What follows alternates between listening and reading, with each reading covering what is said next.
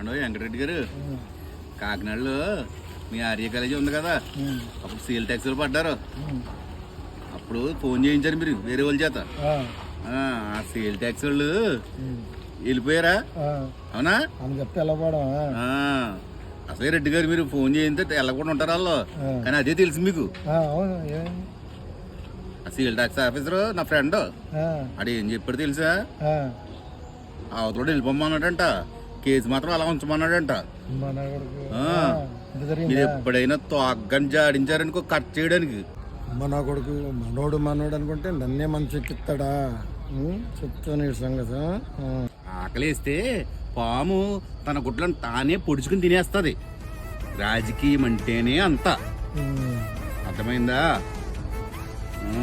తొక్కలోది మంచం గించం ఇంకేం ఉండవు ఇక్కడ. మనోడు ఆడు ఇడేమి ఉండవు, ఏ చేయటమే.